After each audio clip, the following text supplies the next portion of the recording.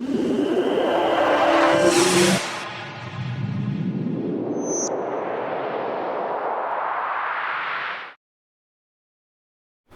दोस्तों, नमस्कार। मैं प्रदीप मिश्रा हाजिर हूं आपके अपने चैनल प्रदीप मिश्रा एस्ट्रोलॉजर। आज हम लोग बात करेंगे बृहस्पति देव। बृहस्पति देव जब सप्तम भाव में होते हैं तो उसका कैसे रिजल्ट्स रहते हैं और सप्तम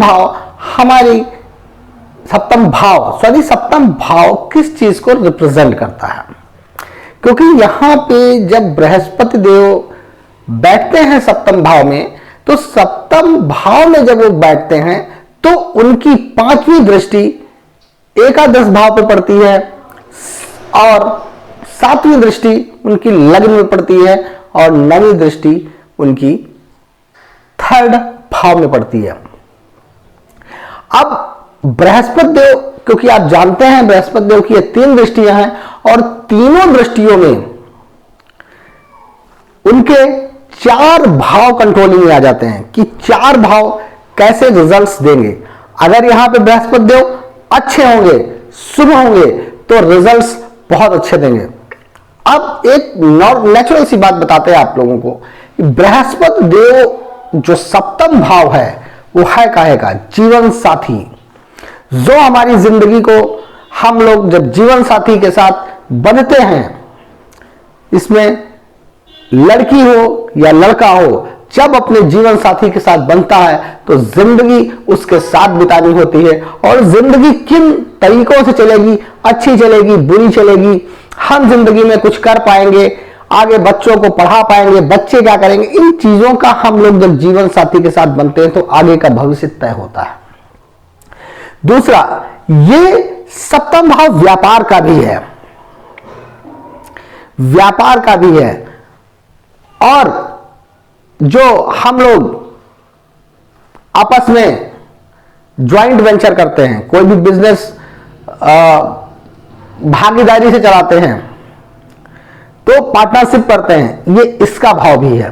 क्योंकि पार्टनरशिप भी कैसी चलेगी, अच्छी चलेगी कि नहीं चलेगी, डिपेंड करेगा। बृहस्पति देव जब सप्तम भाव में होते हैं तो पहली चीज कि व्यक्ति थोड़ा सा उसके अंदर स्वाभिमान होता है। स्वाभिमान मतलब कि वो अपनी सेल्फ रिस्पेक्ट को बहुत ही प्रायोरिटी देता है। सेल्फ रिस्पेक्ट मतलब कि अपने समाज में, अपने जीवन में, अपने व्यक्ति में उसको समाज में एक सेल्फ रिस्पेक्ट उसकी होनी चाहिए।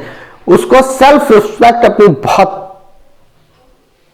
प्यारी होती है, क्योंकि ऐसे व्यक्ति पर्सनालिटी बहुत अच्छी, तेज, चेहरे पे एक अलग से अच्छा सा फेस कटिंग, अच्छा कलर, फेयर, इन सब चीजों के गुण होते हैं। और ऐसे व्यक्ति जिंदगी में किसी भी कार्य को करने के लिए बहुत तत्पर रहते हैं। कंडीशंस ये हैं कि ऐसे व्यक्तियों की शिक्षा भी अच्छी रहती है। बीच में कुछ कठिनाइयां आती हैं, लेकिन शिक्षा इनकी सुचारू रूप से चलती है, शिक्षा बढ़िया से चलती है। लेकिन ये शिक्षा में एक चीज देखा गया है, ये लोग शिक्षा में चाहे जो भी करें, लेकिन इनके कुछ गुरु बृहस्पति सप्तम भाव में होने के कारण गुरुदेव ये कार्य जो करते हैं अपने शिक्षा से हट के करते हैं। शिक्षा इन्होंने किसी और चीज में ली है, लेकिन कार्य, अपना जीवन ये किसी और कार्य से, पैसे, अर्निंग सब कुछ अलग करेंगे। इनका कार्य या व्यवसाय सब अलग ही देखा गया, शिक्षा से हट के होता है।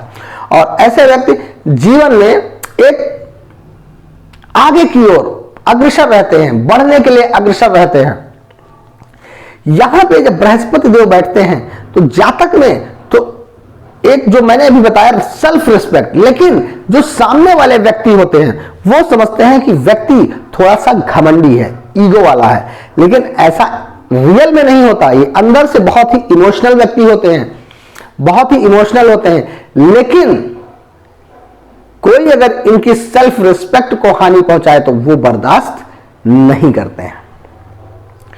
क्योंकि ऐसे जातकों को एक चीज और देखा गया है कि स्टार्टिंग में जीवन यापन, शादी कि स्टार्टिंग में इन्हें दिक्कत आती है, लेकिन ऐसे जातकों का शादी के बाद भाग्योदय भी होता है। शादी के बाद भाग्योदय भी होता है। शादी के पहले इनकी जिंदगी में कष्ट हो सकते हैं, अर्निंग से रिलेटेड कष्ट नहीं होंगे, और सी उलझने इनकी जीवन में होती हैं, लेकिन शादी के बाद इनकी समस्याएं कम हो जाती हैं और शादी के बाद इनका भाग्योदय होता है, धनोपार्जन होता है। और अक्सर यह भी देखा गया है कि ऐसे जातकों की अगर नौकरी शादी के बाद ही लगती है, वही भाग्योदय की बात। भाग्योदय, सरकारी नौकरी, पैसा, अन्न, धन, नोपार्जन इन लोगों का शादी के बाद होता है। एकदम भाग्य जो है इनका बदल से जाता है। ऐसे व्यक्तियों को मेरा मानना है कि पार्टनरशिप में बिजनेस नहीं करना चाहिए, क्योंकि पार्टनरशिप इन लोगों की सक्सेस यहां पे नहीं देखी जाती। अब डिपेंड करता है कुछ कंडीशंस। और ऐसे व्यक्ति, एक चीज और बता दें, अपना कार्य निकालने में बहुत माहिर होते हैं। किसी व्यक्ति से अगर कार्य निकालना है तो कार्य निकालने में बहुत चतुर होते हैं, क्योंकि बृहस्पति देव ये सप्तम भाव में बैठकर ऐसे व्यक्तियों को आप ये गुण देते हैं। जब बृहस्पति देव यहां से बैठकर एकादश भाव को अपनी 5वीं दृष्टि से देखते हैं, तो 5वीं दृष्टि से जब एकादश भाव को देखेंगे तो एकादश भाव इच्छा पूर्ति, आय, अपने बड़े भाई बहनों का होता है। तो इन लोगों की अपने बड़े भाइयों से ये नहीं हम कहेंगे बहुत अच्छी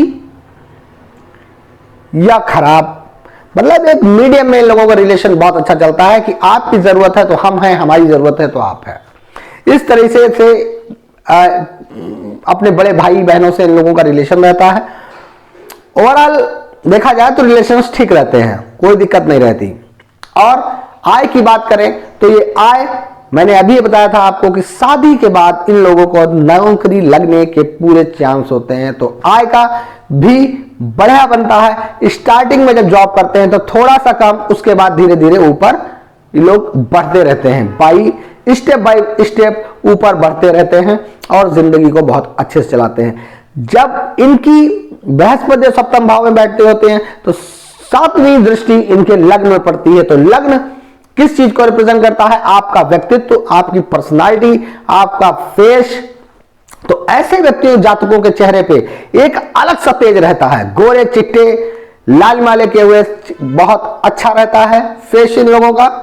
और पर्सनालिटी, बोलने में इन लोग बहुत ही तेज होते हैं, बोलने में पर्सनालिटी बहुत अच्छी होती है, बात करने में बहुत अच्छे होते हैं, जो बात बोलते हैं बहुत ही नाप तौल कर बोलते हैं। तो इसलिए इस चीज में इनके कोई कमी नहीं होती। अब यहां से बृहस्पति देव जब अपनी 9वीं दृष्टि से तीसरे भाव को देखते हैं तो तीसरा भाव किस चीज का है? पराक्रम का है, छोटे भाई बहनों का है और अपनी कॉन्फिडेंस लेवल का है। तो अगर बृहस्पति देव यहां पे बैठते हैं तो जातक को थोड़ा सा कॉन्फिडेंस वाला बना देते हैं और जातक के छोटे भाई बहनों से, वही मैंने बताया, वही बड़े भाई बहनों के साथ, वही छोटे भाई बहनों के साथ आराम से बहुत अच्छी निपटती है, ना बहुत अच्छी ना बहुत खराब, मीडियम निपटती रहती है, जिंदगी में बहुत अच्छे चलते रहते हैं और कॉन्फिडेंस लेवल की कमी नहीं होती। अगर हम जो बात बता रहे हैं वो काल पुरुष की कुंडली के हिसाब से बता रहे हैं, अगर यहाँ पे कोई ऐसे प्लैनेट्स नहीं है तो कॉन्फिडेंस लेवल बहुत अच्छा रहता है और जिंदगी में ये लोग एक आगे ऊंचाइयों पे बढ़ते रहते हैं। लेकिन ऐसे जातकों को पास धन, मान सम्मान, विद्वान, ज्ञानवान ये लोग होते हैं और जिंदगी में इन लोगों को आगे बढ़ने के लिए एक चीज हमेशा से करनी चाहिए कि अपने से बड़े बुजुर्गों के आशीर्वाद लेते रहें और जिंदगी में लोग आगे बढ़ते रहेंगे। अगर मेरा वीडियो आज यहीं पे समाप्त होता है। अगर मेरा वीडियो आपको पसंद आया हो तो लाइक करिए, शेयर करिए, सब्सक्राइब करना बिल्कुल ना भूलिए। नमस्कार।